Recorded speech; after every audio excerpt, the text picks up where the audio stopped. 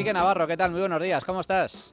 Hola, muy buenos días, Manuel. Un saludo a todos los oyentes. Bueno, un auténtico placer estar contigo una semana más en esta sección que es una de las favoritas de nuestra audiencia, Historia Negra del Socialismo Español, donde repasamos las barbaridades cometidas por el socialismo patrio tiempo atrás y que por desgracia también se están repitiendo en la actualidad. Hoy es un día especial porque hoy se cumple un aniversario, un trágico aniversario. El 13 de julio del año 1936, elementos subalternos del Estado asesinaron al líder de la oposición, Calvo Sotelo. Hoy, domingo, es 13 de julio. Se cumplen casi 90 años de ese trágico asesinato. En efecto, sí. Ya, yo creo que en anteriores programas ya hicimos mención a los continuos ataques y hostigamientos de los que fue objeto Calvo Sotelo, ¿no? Principalmente. Y algunos, sobre todo, los que eran los más reconocidos líderes de las derechas, ¿no? Amenazas que fueron realizadas en la duración de los 4 meses de legislatura del Frente Popular y que culminarían el 1 de julio, ¿no? Un día en una fecha en el que el exfiscal general, el socialista Galarza, Ángel Galarza, le llegaba a amenazar pública y muy explícitamente de muerte, ¿no? Yo creo que nada era casual. A Calvo Sotelo ya le pusieron enormes trabas para dar validez a lo que era su acta de diputado, absolutamente legítima, una circunstancia que ya había sucedido en las anteriores legislaturas, ¿no? Tanto de 1931 como la del 33, ¿no? Y es que Calvo Sotelo se convirtió pues muy pronto en lo que podríamos decir un toque de corneta, ¿no? De las oposiciones, bueno, contra las arbitrarias y sectarias políticas de los gobiernos del Frente Popular, ¿no? Esto le convertiría, pues yo creo que en una diana predilecta de muchos de los diputados afines al Frente Populismo, ¿no? Que, en particular de los comunistas y los socialistas, ¿no? Podemos recordar a Dolores Ibárruri, la pasionaria, que en la sesión del 16 de junio del 36 afirmaría, tras una intervención de Calvo Sotelo, que había hablado por última vez, ¿no? Bueno, pues este clima irrespirable de insoportable agitación que vivía el Parlamento, tristemente se trasladaría a las calles españolas, donde a diario se producían todo tipo de desmanes y de violencias, ¿no? Bueno, así sucedería al final, ¿no? Las calles españolas, nada más hacer el Frente Popular, se convertirían en un escenario que yo, vamos, siempre califico como prebélico, ¿no? En gran medida, sobre todo provocado por, yo creo que las fatales consecuencias de la promulgación de una amnistía, la de febrero del 36, de la que hemos hablado en alguna ocasión, que daba la libertad a 30.000 encausados, ¿no? Por su participación en una tentativa golpista, la de octubre del 34. Bueno, pues aquella amnistía dio la libertad a quienes habían sido procesados por gravosos delitos de sangre en muchas ocasiones, en la mayor parte de los casos. Y entre los libertados se encontraría uno de los promotores del golpe, ¿no? El diputado socialista por Asturias, González Peña, que a los pocos días de recobrar la libertad, en un mitin en el Cine Europa de Madrid, si no recuerdo mal, que fue 6 días después, el 27 de febrero de promulgarse la amnistía, diría textualmente: para una nueva revolución deben constituirse grupos de personas que no entiendan nada de juridicidad. A pesar de que fuimos vencidos, no debemos recluirnos en nuestras casas. Hay que seguir luchando por el triunfo definitivo del socialismo. Bien, resultado de todo ello, yo creo que sería, bueno, no creo no, sería la creación de grupos paramilitares afines al socialismo y al comunismo, como vienen a ser la motorizada o las MAO comunistas, ¿no? Que propiciarían un ambiente inequívocamente guerra civilista y que sus miembros, en su mayoría, habían sido partícipes del golpe de octubre del 34. Estos, al final, lo que se trataba es que iban a proyectar en las calles españolas con el absoluto beneplácito, y yo diría que la solidaridad de los gobiernos del Frente Popular, pues este clima de guerra civilista, ¿no? Todo ello habría de culminar tristemente y trágicamente, pues con por lo que fue el terrible asesinato del que era el líder espiritual de las oposiciones en aquel momento, que era Calvo Sotelo.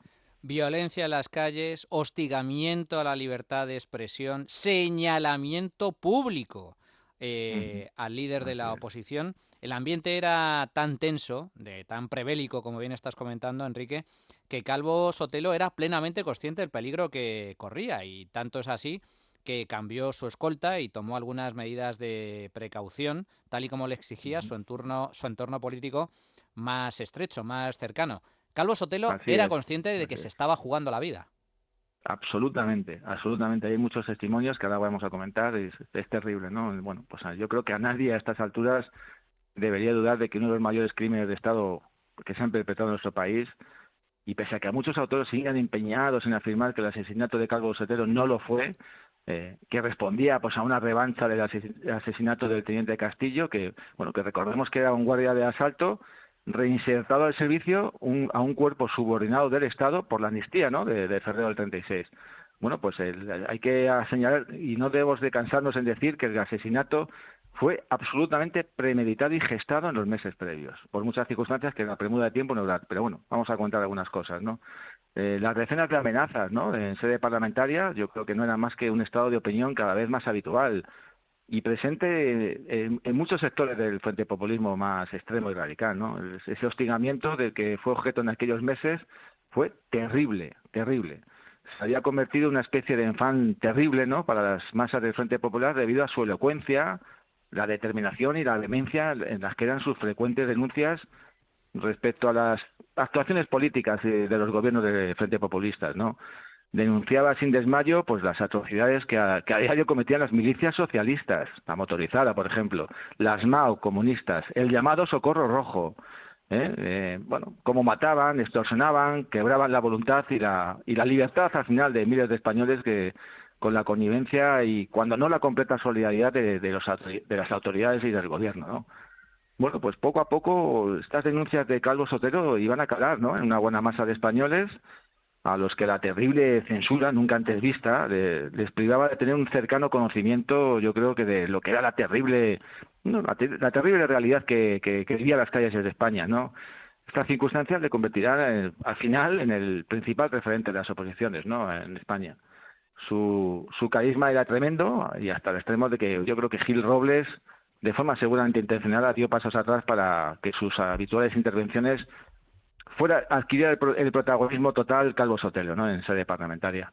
Bueno, a las amenazas yo creo que en sede parlamentaria, los señalamientos que hemos referido en prensa, se unía la amenaza de magistraturas públicas. Y yo quiero recoger una del 18 de junio, del gobernador civil de Oviedo, donde Calvo Sotelo denunció en las Cortes las amenazas del gobernador a través de un telegrama que había recibido, ¿no? Esto reflejaba ya al final hasta qué punto la anarquía y la desobediencia se habían apoderado del espíritu público, ¿no?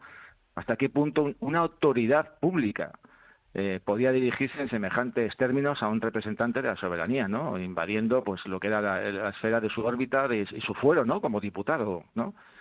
Y bueno, decir que también que bueno, que 2 semanas antes de su asesinato, creo que es el 29 de junio, le era cambiada su escolta personal y bueno, Calvo Sotelo, presionado por su entorno político, ¿no?, accedía a que le fuera cambiada ante las muchas dudas que le generaba su escolta, ¿no? No iba a mejorar su situación, pues los nuevos agentes asignados, Serrano de la Parte Uno, que era amigo personal del presidente del gobierno, Casares Quiroga, y Garriga Pato, era un destacado masón y un acólito del Frente Popular, pues yo creo que hacían presagiar el peor de los de escenarios posibles. Y así, pues bueno, el 2 de julio, para terminar un poco el asunto, yo creo que el que era su amigo, Joan Bau, de su partido, ¿no?, de Renovación Española, le advertía dentro del Congreso del riesgo que corría su vida, de una conversación que fueron testigos otros diputados, entre ellos Ventosa Calvel, diputado de la Liga Regionalista, ¿no?, que días más tarde ofreció un impresionante testimonio de todo lo que sucedió, ¿no?, y que le advertían de los movimientos sospechosos que se estaban produciendo en torno a su escolta, ¿no? Bueno, hasta el extremo de que yo creo que fue el 1 de julio, 2 días más tarde, se iba a reunir con el que era el ministro de la Gobernación, Juan Molés, para expresarle su preocupación y que no era otra que sufrir un atentado con la propia complicidad de su escolta. Esto sucedería finalmente unos días después, que bueno, pues desgraciadamente se produciría lo que todos preveían y un acto de venganza. Yo creo que estaba todo pactado, decidido y la muerte de Calvo Sotelo tenía una fecha a plazo fijo, vamos. Esa fecha es concretamente 13 de julio de 1936. La profecía autocumplida. Un partido del gobierno, el PSOE, es protagonista directo de su terrible asesinato, Enrique. Así es, yo recojo la amenaza del 1 de julio increíble en sede parlamentaria de la que nunca se retractó pensando en su señoría, encuentro justificado incluso el atentado personal. Este es el socialista Ángel Galarza en sede parlamentaria el 1 de julio, ¿no? 12 días antes de su asesinato. Recordemos, siempre lo digo, que fue el primer fiscal general de la República, ¿no? Bueno, pues trágicamente se cumplió la profecía en el 13 de julio de hace 89 años, ¿no?